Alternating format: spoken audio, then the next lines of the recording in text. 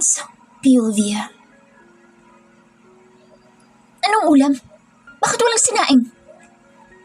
Napatayo ako nang marinig ang pag-aalburuto ni Cardo at malakas niyang ibinalibag ang kaldero at tumilapon nito sa pinto. Nang binuksan niya ang takip sa maliit na lamesa na tutunglang ang laman ng plato, ay mabilis niyang inihagis sa akin ang plato at hindi ako nakailag kaya tumama ito sa aking mukha. Mabuti na lamang at plastic ang plato kaya hindi ito gaano masakit at hindi rin nabasag. Cardo, aray! Nasasaktan ako! Nahikbi kong sabi nang nakalapit siya sa akin at sinabunutan niya ang buhok ko ng malakas. Hindi ba't sinabi ko sa'yo na ang ayoko sa lahat ay wala akong malalaman pag-uwi ko? Nagtatagis ang kanyang bagang at nandidilat ang kanyang mata. Hinawakan ko ang kanyang kamay ng mahigpit na nakahawak sa aking buhok, ngunit mas lalo niyang hinigpitan ang pagkakasabunot sa akin. Wala ka namang binigay na pera pambili ng bigas at ayaw na rin tayong pautangin ni Aling Mirna dahil hindi pa tayo nakakabayad sa... Aray ko! Cardo, tama na! Umiiyak kong pakiusap at binitawan ako, sabay na itinulak ng malakas. Kaya tumama ako sa haligi at namilipit ako sa sakit. Pinagsisipa niya mga damit namin na labahin sa gilid. Malamang ay talo na naman siya sa sugal, kaya mainit ang ulo niya. Muli siyang umalis kaya tumayo rin ako at uminom na lang ng tubig upang mapawi ang sakit ng aking sikmura dahil kagabi pa ako huling kumain. Namamasukan ako dati bilang labandera, ngunit nang malaman ng mga amo ko na si Cardo ang ka-live-in partner ko, ay tinanggal nila ako sa paglalabada. Kilala kasi na barumbado at snatcher si Cardo dito sa baryo, kaya halos lahat ng pinapasukan ko ay walang tumatanggap sa akin, kaya tuloy ay bugbog sarado ako palagi ni Cardo, lalo na kapag lasing at talo siya sa sugal. Kasalukuyan kong pinupulot ang kaldero na itinapon niya kanina at pati na ang tutong na nagkalat sa sahig. Nang kumalabog ang pintot niluwa ulit si Cardo, kaya nangatog na naman ang aking tuhod. Tinapon niya sa aking muka ang pares na panty at bra na kulay pula, kaya mabilis kong itinapon ito sa kanyang pabalik. Kaya isang malakas na sampalan dumapo sa aking pisngi at sa sobrang lakas nito'y napaiyak na naman ako. Anong iniiyak-iyak mo dyan? Huwag ka nga mag-inerte. Virginity lang yan. Hindi yan ginto para panghinayangan mo. Bulyaw niya sa akin dito sa loob ng aming barong-barong. Kinagat ko na lang ang aking ibabalabi sa sinabi ni Cardo dahil kahit anong pakiusap ko ay buo na ang kanyang desisyon. Palagi ako nakakatikim sa kanya ng sampal at minsan pa'y suntok sa tuwing tumatanggi ako sa gusto niya mangyari. Katulad na lamang ngayon na iginigit niya sa akin ang gusto niya. Ibebenta niya ako sa mga mayayaman, inchik, para may pangsugal na naman siya. Pwede bang ikaw mauna sa akin? Gusto kong iali ang aking pagkababae sa taong mahal ko at ikaw yun, Cardo. Nahikbi kong wika ngunit tinadyakan niya lamang ang pintuan at dahil sa gawa lang ito sa kahoy at marupok na rin ay tuluyan itong nagiba. Anak ng tokwa naman no! Shin, dahil sa lintik na pagmamahal na yan, wala tayong sasaingin ngayon. Sa tingin mo, kung puro pusong pairalin mo, saan tayo pupulutin? May itsura ka at yan ang mapapakinabangan natin. Kaya nga hindi kita ginagalaw dahil yan ang alis natin para mabaliw sa iyong incheck na yun. Kaya maganda ka dahil mamayang gabi pupunta tayo sa bar. At galingan mo para ganahan sa iyong gagong yun at para malaking kitain natin. Napaigtad pa ako nang sinipa niya sirang pinto at tumalsik ito. Muli siya lumapit sa akin at tinataka ko patungo sa labas at binuhusan niya ako ng isang baldeng tubig at ibinato niya sa akin ng sabon. Ayusin mong panliligo mo. Dapat pabango ka para hindi ako mapahiya sa inchik na yun. Turan niya at sununod ko na lang ang gusto niya. Nakamasid siya habang nililinisan ko ang aking katawan. Maging sa aking pagbihis ay nasa harapan ko siya. Lumapit siya sa akin at winaksan tuwalyang nakatapis sa hubad kong katawan. Pinaikot niya ako at pinapasadahan ang hubad kong katawan. Sumilay ang ngisi sa kanyang labi. Talagang pinagtiisan kitang hindi galawin. Dahil malaking pera makukuha sa'yo at hindi ako nagkamali. Napakakinis at sexy mo. Dahil berahan ka ay dobling kikitain ko. Naglandas na naman ang aking luha sa mga sinabi niya. Ito pala ang plano niya noon sa akin, ang pagkakitaan sa hinaharap. Kaya tinulungan niya ako noon at kinupkop dahil may masama siyang pinaplano. Cardo, huwag mo namang gawin sa akin to. Maghahanap na lang ako ng trabaho para may maibigay akong pera sa'yo. Pagsusumamo ko ngunit mahigpit niya lang hinawakan ang baba ko kaya napapadaing ako dahil masakit. Napakaboba mo talaga. Hindi mo ginagamit ang kokote mo. Turan niya, sabay na binitawan akong pabalang. Sinuot ko na lang ang dala niya kaninang Brad Ponte na kulay pula at pinaresan ko na lang ng puting bestida na dala din niya. Maya-maya pumasok ang baklang taga-kabilang baryo at inayusan ako hanggang sa nagmukha na akong pokpok sa itsura ko. Sumilay ang ngisi ni Kaloy nang matapos akong make-upan at mabilis niya akong hinilat sinakay sa motor ng barkada niya. Wala akong kawala dahil napapagitnaan ako ng dalawang lalaki. Kaya kahit na gusto kong tumalon ay wala, hindi ko magawa. Bumaba kami sa bahay aliwan at sa labas pa lang ay nakaabang na ang mga babae naghihintay ng mga customer. Masakit sa mata ang iba't ibang ilaw sa dance floor at mayroon ding mga nakaupo sa harap at may kanya-kanyang babae ang mga ito. Kinaladkad ako ni Cardo at mahigpit ang hawak niya sa aking kamay habang binabagtas namin ang hagdan paitaas. Kumatok siya ng ilang beses kaya sunod-sunod ang kaba na aking nararamdaman. Bumukas ang pinto at iniluwano ng kalbong lalaki at may hawak na tabako. Aatras sana ako nang masinigpitan pa ni Cardo ang pagkakahawak sa akin. Boss, this is what I told you yesterday. Nakangiting saad ni Cardo. Okay, she's beautiful. But you wait outside. If I prove she virgin, I give you more money. Tura ng lalaking singkit ang mata at sinuyod ang aking tingin. Sabay na binugahan ako ng usok ng tabako nito. Ngunit sa Cardo ay hinawakan ko ang kanyang braso at nagmamakaawa ako pero isang matalim na pagbabanta lang ang pinukol nito sa akin bago tumalikod. Isang kamay lang ay naitulak na ako ng lalaki patungo sa kama at hinubad ang kanyang sentron kaya ngumiti ako ng pilit. Sir, we drink first for good sex? Sabi ko, kahit hindi ako marunong mag-Ingles pero sinikap ko na maintindihan niya ako. I give you well performances, sir. But we drink wine. Dagdag ko pa. Ngumiti siya ng malaki kaya nawala ang kanyang mga mata. I like it, darling. Tugod niya at nilahad ang kanyang kamay kaya inabot ko ito para ipakita sa kanya na hindi ako natatakot. Hinipuan niya ako at hindi ako pumalag sa ginawa niya hanggang sa inabot niya sa akin ang bote ng wine. 5 bote ang mga nakalabag sa lamesa, kaya kinuha ko ang isang bote at nakatalikod siya habang naguhubad, kaya agad kong pinukpok sa ulo niya ang bote at nabasag ito. Napamura siya ng sunod-sunod kaya kinuha ko pang isa pang bote at buong lakas kong hinampas ulit sa ulo niya. At sa pagkakataong ito'y natumba siya at nahimatay. Kinuha ko ang hinubad niyang sentron kanina at ito ang ginawa ko na pantali sa dalawa niyang kamay at ikinabit ko ito sa headboard ng kama. Lumapit ako sa bintana at pangalawang palapag lang ay lupa na. Kinuha ko ang kumot at pinunot ito sa gitna at binuhol ko ng mahigpit. Sinukat ko hanggang sa ibaba at tamang-tama ang haba at muli kong itinali sa bintana ng sobrang higpit. At saka ako bumaba at mahigpit ang hawak ko sa kumot pababa. At nang sa tansya ko ay kaya ko na, ay kaagad akong tumalon. Masakit sa puwet pero kinaya kong tumayo at sa likod ako dumaan palayo sa bar. Sa kakatakbo ko ay napadpad ako sa kalsada at sa pagkakataong ito ay gusto ko nang tapusin ang aking buhay dahil hirap na rin naman ako sa sitwasyon ko sa pagmamalupit sa akin ni Cardo. Napapaluha ako habang pinagmamasdan ko ang walang humpay na pagtakbo ng mga sasakyan. Mga bata pa lang ay magkakilala na kami ni Cardo dahil parehas kaming ulila sa aming mga magulang kaya kami na lamang ang nagsama at magkakampi.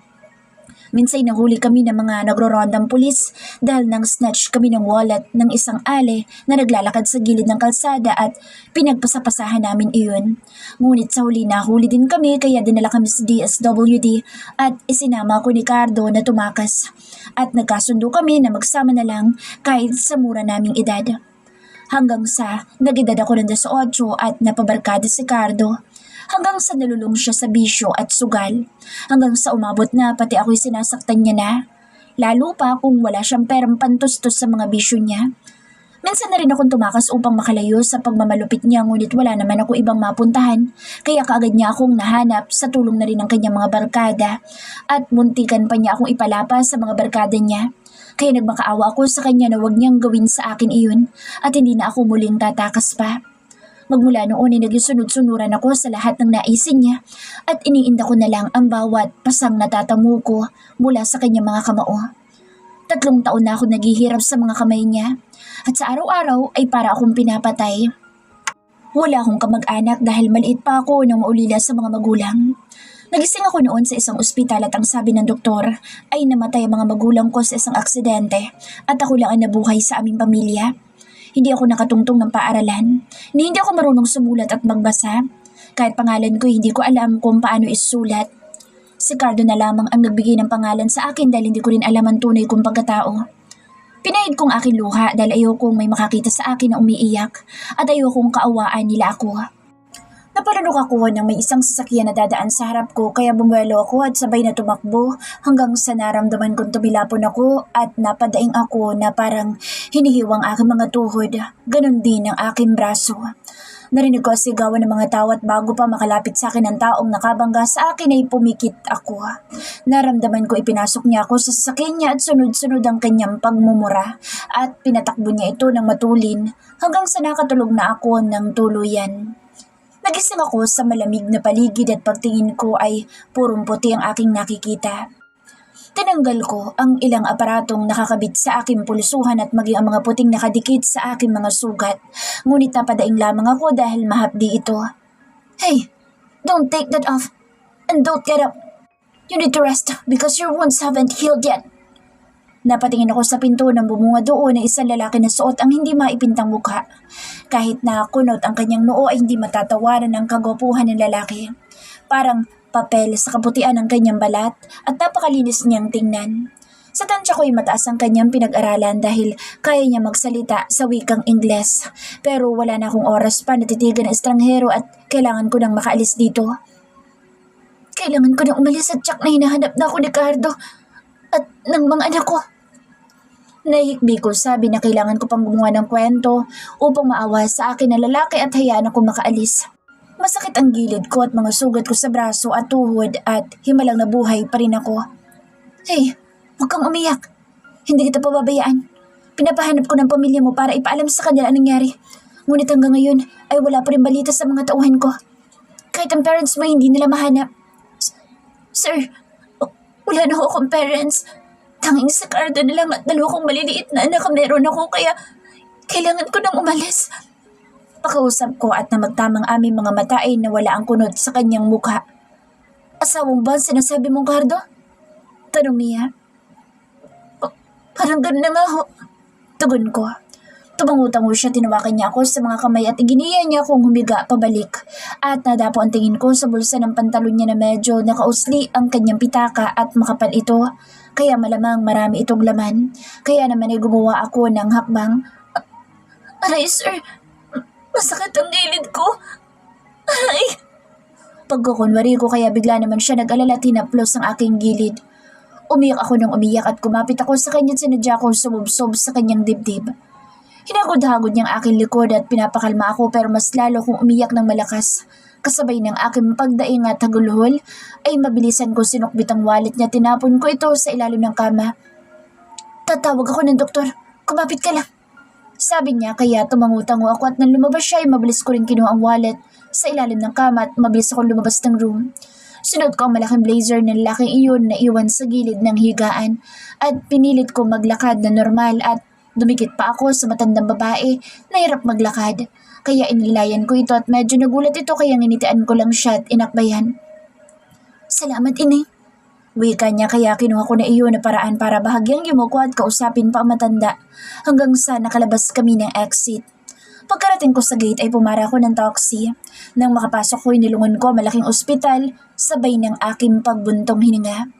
Pagbukas ko ng wallet ay namilog ang aking mga mata ng makapal, nalilibuhin ang laman at meron din mga ATM at isang picture.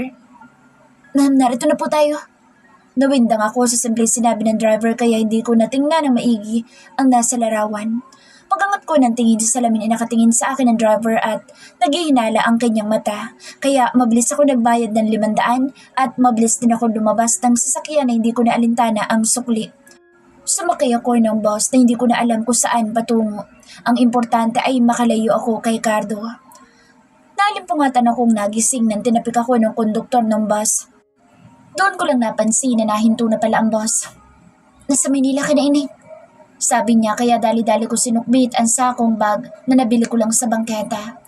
Pagbaba ko ay kaagad sumalubong ang may ingay na ugong ng sakyan at ang mga taong may kanya-kanyang ruta. Napangiti ako dahil malayo na ako sa bayan ng Makiling at tsak na hindi na ako matutunto ni Cardo. Dito ako napadpad sa squatter area dahil kailangan kong tipirin itong perang kinulimbat ko doon sa gwapong lalaki. Kahit hindi ako marunong magsulat at magbasa, kahit papaano marunong naman ako magbilang, lalo na pagdating sa pera. Nakatulog ako ng ilang oras at pagkagising ko ay naligo ako at bumili lang ng lutong kanin at barbecue sa labas. Pagkatapos ay nagtungo ako sa palengke at nakahanap ako ng trabaho, yung tagalinis ng isda. Mag-alas 9 na nang papaalis ako sa market at binigyan ako ng 50 ng may-ari. Kasalukuyan ako naglalakad sa makipot at maingay na daan, papasok sa tinitirhan ko. Sumalubong sa akin ang maingay na bingguhan at ang mga naghahabulan ng mga bata at ang mga mag-asawang nagbubugbugan. Miss Sexy, ngayon lang kita nakita dito ah. Dayo ka ba? Tumagay ka naman. Baling sa akin na lalaki may hawak na emperador at umuusok ang bibig. Hindi ko to pinansin at mas nilakihan ko pang hakbang pero mabilis niya akong hinatak at napasubsob ako sa lamesa at naghiyawan pa mga kasamahan nito. Naghiyawan ang mga ito at para mga asong nauulol ang kanilang mga itsura kaya hindi ko maiwasan na kabahan. Ngunit tinatagan ko ang aking sarili at hindi patinag sa kanila. Akalain mo yun? Magrasya pala dito sa barangay ninyo? Singit na lalaki malaki ang tiyan kaya agad akong tumayo at napahiyaw ako ng malakas. Nang hinampas niya ang puwet ko at mabilis kong sinampal ang bastos na lalaki. Nag-aasara ng mga ito kaya galit na tumayo ang lalaki at sasampalin din sana ako nang naiwan sa ere ang kamay nito at namimilog ang mga matang lagpas sa akin ng paningin at parang tutang biglang bumaluktot. Nagsitakbuhan ng mga kasamahan nito at tumaod pa ang lamesa kaya natapon ng mga alak at pulutan ng mga ito. Napalingon ako sa aking likod pero wala naman tao at biglang tumahimik ang paligid. Inayos ko ang sarili tumakbo patungo sa aking inuupahan. Nang makapasok ako ay kagad kong binuksan ng ilaw at bigla ko napaatras sa taong bumungad sa akin. Sumasabay sa aking paghinga ang malakas na tahip ng aking dibdib. Nagtatagis ang kanyang bagang at magkasalubong ang mga kilay habang nakadekwatro ito sa silya. Siya ang gwapong lalaki nakabangga sa akin at ninakawan ko rin sa ospital. Paano siyang nakapasok at paano niya ako natuntun? Bigla akong napaatras at napakapit pa ako sa samba ng pintuan nang kinasan niya ang hawak niyang baril at itinutok sa akin. Move! And you're dead! Third person's POV. Nagpupumiglas ang dalaga sa loob ng sasakyan ngunit wala itong magawa dahil mahigpit ang tali sa kamay ng dalaga at may takip pa ang bibig nito upang hindi makasigaw. Matulin ang pagmamaneho ng binata sa kahabaan ng kalsada. Ngunit napabrake siya ng mabilis dahil may checkpoint na nakaabang. Nang mapansin rin ng dalaga ang mga pulis ay kaagad niya sinisipa ang pinto ng sakyan at pilit siyang nag-iingay. Ngunit nawindang ang dalaga na may matulis na bagay sa kanyang tagiliran at pagyuko niya ay dulo ng barilang nakatutok sa kanya. Try me! Pagbabanta ng binata kaya napapikit na lang ng mariin ang dalaga at sumunod sa binata na pinahiga siya sa likod. Good evening, boss. Nakangiting pagbati ng binata sa pulis nang binuksan niya ang salamin ng bintana at ipinakita ang kanyang lisensya at ID. Nakangiti naman ang pulis nang makilala ang binata at halos hindi ito magkamayaw sa pasasalamat nang inabutan ng binata ng pera ang pulis. Habang isang kamay ng binata ay hawak ang baril at nakatutok pa rin sa dalaga. Agad namang sinita ng binata ang kasamahan nito dahil panay ang flashlight nito sa salamin upang i-check ang loob ng sakyan. Sumaludo ang mga pulis sa binata kaya muling pinandar ng binata ang sakyan at nang makalayo na sila ay sa kanya binawi ang baril. Dinala ng binata si Shane sa townhouse dito sa probinsya at pinaupo sa silya. Yumuko ang binata upang magpantay sila ng babae. Isang tanong, isang sagot. Saan mo dinala ang wallet ko? Paunang tanong ng binata at tinanggal ang tape sa bibig nito. Hindi ko alam ang pinagsasasabi mo. Sagot ng dalaga kaya napasabunod sa buhok ang binata at muntikan niyang masampal ang babae. Mabuti na lang at nakapagpigil siya. Napanood niya sa CCTV ng ospital at kitang-kita niya ang ginawa ng babaeng ito sa kanya. Napaka-importante ng wallet niya dahil nandoon ang mahalagang bagay para sa kanya. Pero kahit na anong pananakot niya sa babae, hindi pa rin ito inaamin. Kaya sa sobrang galit ng binata ay binuhat niya ang silya kung saan ay nakatali pa rin sa Shane at dinala sa likod ng bahay at muling tinali sa ilalim ng puno ng kay Mito at nilagyan niya ng mga dahon ng tuyong niyog sa paligid ni Shane. Muli siya pumasok sa loob ng bahay at ilang sandali lang ay muli itong bumalik at bit-bit ang isang container na gasolina ay ikinalat niya ito sa paligid ng babae. Pagkatapos ay tinayo nito ang isang kandila at kinabitan niya ito ng puting sinulid patungo sa paanan ng dalaga, kung saan ay nandoon ang mga tuyong dahon na basang-basa ng gasolina. "Do you have any last words?" Huling tanong ng binata. "Kapag nabuhay akong mali, sisiguraduhin kong luluhod ka sa harap ko at kahit na umiyak ka pa ng dugo, hindi kita kaawaan. Hanggang sa pagtanda mo, pagsisisihan mong binangga mo ko." Walang kabuhay-buhay na sagot ni Shane. Gusto naman niya talagang mamatay pero dinala lang siya nito sa ospital, kaya naudlot ang kamatayan ng dalaga. Ngunit ngayon ay marahil ito nang nakatadhana sa kanya. Pero kung sumalungat ang tadhana at kumampi sa kanya ang panahon, mangyayari ang mga salitang kanyang binitiwan. Kinibit balikat lamang ito ng binata dahil batid niyang suntok sa buwan ang pagbabanta ng isang babaeng para sa kanya isang kapirasong papel na madaling punitin at itapon. Tanitagan ng binata ang dalaga na mataman lang nakatitig sa kanya, na binuhay ang lighter at sinindihan ang kandila. Nagsimulang lumiwanag sa pagitan nila dahil sa maliit na sindi ng kandila at sa oras na matupok iyon ay dadiretso ito sa sinulid hanggang sa mapunta sa kinaroroonan ng dalaga at magliyab. Permanenteng nakatayo ang binata habang nakatitig sa pobreng dalaga na ngayon nakatitig sa papaupos na kandila. Nakapamulsa ang binata habang sinusuri niya ang kabuuan ni Shane. He admits maganda ang babae. Tuwid ang mahabang buhok at malaki ang hinaharap na kung ibang lalaki ay agad na maaakit sa alindog ng dalaga. Nangaakit ang natural nitong mapulang labi at napakaamo na mukha at katulad niya ay banaag ang paghihirap sa mga mata ng dalaga.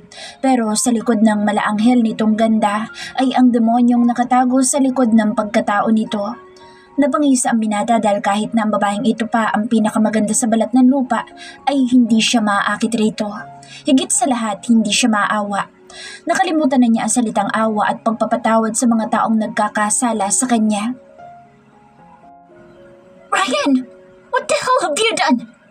Umalingaw-ngaw ang malakas na boses ng lalaki na nanggaling sa loob at natuntun sila sa likod ng bahay. "What the fuck are you doing here?"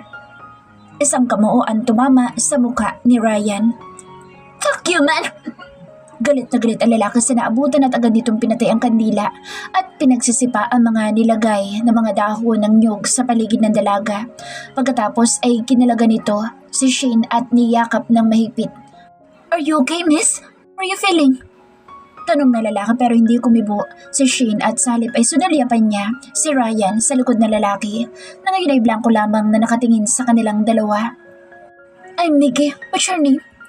Bukaw sa kanya ni Miggy kaya napalingon na siya sa gwapong lalaki. "Shane. Shane ang pangalan ko," sagot ng dalaga. "Okay, Shane.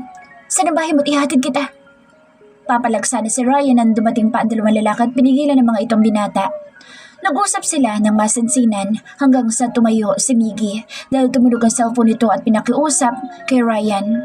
Biglang umiti si Ryan na makausap ang babae sa cellphone at agad itong tumango-tango. Pagkatapos ay masayang binigay ang cellphone kay Miggy. "I missed her so much," sambit ni Ryan pero hindi pinansin ni Miggy ang sinabi nito. Sa halip ay hinawakan niya ang pulsuhan ni Shane at inakay patungong sasakyan. Sa sobrang pagod ng dalagay agad siyang nakatulog sa biyahe hanggang sa nagising siya dahil sa mahinang tapik sa kanyang balikat. "We're here." Napalinga si Shane at umaga na makalabas siya ng sakyan. Sinalubong sila ng isang matandang babae at inihabilin ni Miggy ang dalaga sa kasambahay. Pinakain at minihisan si Shane na matanda at pinatulog pa sa malambot na kama. Nakaramdam ni Shane na 1 taon siyang mahimbing na natutulog dahil sa buong buhay niya, ngayon lang siya nakaramdam ng kaginhawaan sa buhay. "Ining, nandito na sundo mo." Napakunot ng noo ang dalaga sa sinabi na matanda. "Anong sundong pinagsasasabi nito? Dahil wala naman siyang sundo." Hindi na lamang siya nagtanong at lumabas na lang siya ng bahay at agad niyang naiyakap ang kanyang braso sa kanyang dibdib nang sinalubong siya ng malakas na hangin na may kasamang mahinang pag-ulan. "He's gone. So wala ka ng tagapagtanggol." Napalingon si Shane sa boses sa kanyang likod at muling nabuhay ang galit niya sa lalaking si Ryan na naka-cross arms. Shane, umuwi na tayo. Halos manlumo si Shane nang tumambad pa ang taong ayaw ninyang makita pa. Si Cardo na magara ang kasuotan at katabi nito si Mr. Ching, ang matandang lalaki na tinakasan niya sa bar. Magkasabot? Of course not! Pinutol ng binata ang sasabihin ni Shane. Wala akong pakaalam sa magulo ninyong buhay. They're here because they claimed you. Gusto mo umuwi sa asawa mo, di ba? Then so be it. Tura ng binata. Thank you, Sir Ryan. Itong babae babayad sa akin. Malaki kasalanan niya akin. Pero kukuha nila pero ako hindi pa natigim babae ito. Saad ng matandang inchik kay Ryan na dinuduro-duro sa Shane. Doon inapaluhan na si Shane at nakaramdam na siya ng takot nang hinawakan siya ni Cardo sa braso at kinaladkad patungo sa nakaabang na van.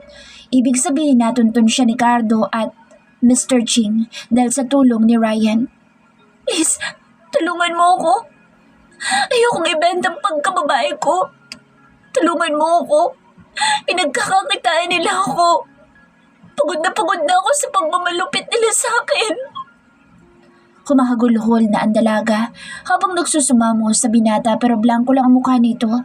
Hindi niya makapaan salitang awa o sadyang malalim lang ang sugat sa kanyang puso para sa mga babaeng katulad ni Shane.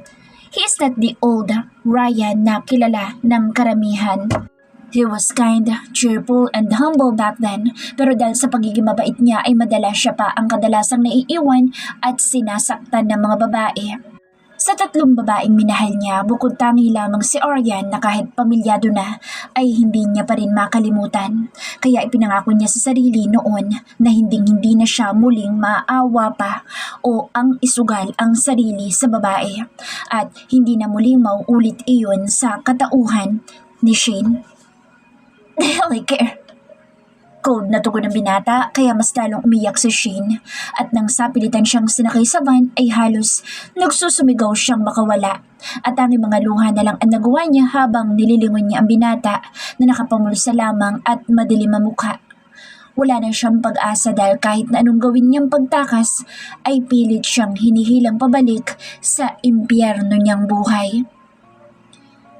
Hindi mapakali si Shane sa upuan dahil sa kabang nararamdaman niya.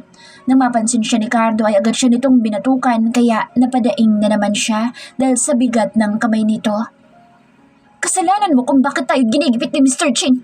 Kung sana hindi ka nag-inerte at halos mapatay mo pang matandang iyon ay hindi tayo aabot sa ganito. Bulyaw sa kanya ni Cardo dahil kagabi habang papabalik sila sa probinsya ay umatras si Mr. Ching na ikama siya dahil sa takot ng matanda na baka mapatay niya ito kaya nagbago ang gustong mangyari ng matandang itchik. Ang masakla pa ay wala silang makukuha kahit mising kunduling dahil lahat ng paunang ibinayad ni Mr. Ching ay itinalo na ni Cardo sa sugal. Kaya heto sila papunta sa isang kasobor kung saan ay ibebenta ni Shane ang puri para sa panibagong inchik na mayaman at kapalit nito ay hindi na maniningil si Mr. Ching. Huwag kang mag-alala. Pagkatapos ng gabing ito, kakayaan na kita at hindi na kita muling guguluhin pa. Tulungan mo lang ako at saka bibigyan kita ng parte kapag ginalingan mo ang trabaho kay Mr. Wang. Saad ni Cardo at tumango si Shane bilang pagsang-ayon sa kontrata nila ni Cardo. At papasok na sana siya sa kwarto na pinagdalhan sa kanya ng bodyguard na sumalubong sa kanila nang biglang mapahinto si Shane at nilingon agad si Cardo. Cardo, hindi ko ka... Pinutol ni Cardo ang pagrereklamo niya at agad siyang hinawakan ng mariin sa panga ni Cardo at dinuro-duro. Huwag kang aatras at mas lalong huwag kang gagawa ng katarantaduhan. Dahil hindi basta-basta makakabangga mo. Pagbabanta ni Cardo saka siya binitawan ng pabalang at itinulak sa nakasaradong pinto. Walang kawala sa Shane dahil nasa harapan niya rin ang bodyguard na may hawak pa na baril at isang cord at dinikit ito sa seradura hanggang sa bumukas iyon at itinulak si Christine sa loob. Hey darling, are you okay? Napatayo ng tuwid si Shane sa boses na bumungad sa kanya at nakita niya isang maputing lalaki na bagamat may katandaan na ay bakas pa rin ang kagwapuhan ng lalaki. Kahit na inchik rin ito ay may edad na ay hindi ito katulad ni Mr. Ching na dugyot. Ang lalaki ay hindi malaki ang tiyan at bagay sa kaputian nito ang kulay puti nitong mga buhok. Idagdag pa ang maayos nitong pananamit at imbis na tabako ay wine glass ang hawak ng lalaki. So, you were the girl. Huwag niyo po akong Englishin. Hindi ko po maintindihan. Sagot agad ng dalaga kahit na hindi pa tapos magsalita ang matanda. Okay. So ikaw palang babaeng nirekomenda ni Mr. Ching. You're beautiful. At ang mga kagaya mo hindi dapat sumasabak sa ganitong gawain. Ang mga katulad mo ay dapat nasa loob ng paaralan at nag-aaral na mabuti. Kabataan ng pag-asa ng bayan. Pero nakalulungkot at isa ka sa biktima ng kahirapan. Kaya heto ka't kumakapit sa patalim. Napanganga sa Shane dahil hindi niya sukat akalain na ganito ang magiging trato sa kanya na matanda. Malayong malayo kay Mr. Ching. Anong pangalan mo? Tanong na matanda nang hindi makapagsalita ang dalaga. Shane po, sir. Sagot niya at ngumiti lang ang lalaki. Huwag mo na akong tawaging sir. Halika, maupo ka. Pag-anyaya nito na agad na sumunod si Shane at sinundukan siya nito ng pagkain sa plato. Kaya hindi na siya nagpatumpik-tumpik pa at agad siyang kumain ng nakakamay. Wala namang reaksyon na matanda sa kanya kaya pinagpatuloy niya ang pagkain hanggang sa matapos siya. Lumabas muna ang matanda at inihabili nitong magpahinga na lang at bukas na sila mag-usap. Mula ay nakatulog na maayos at nakakain pa ng masarap si Shane ng gabing iyon. Nagising na lang siya nang may babaeng tumapik sa kanyang braso. Ma'am, halikayo't paliliguan namin kayo. Binawi ni Shane ang braso sa magandang babae at pagtingin niya sa gilid ay dalawa pang babae ang nakatayo sa gilid. Sino kayo? At anong kailangan niyo sa akin? Medyo may kataasang boses ng dalaga.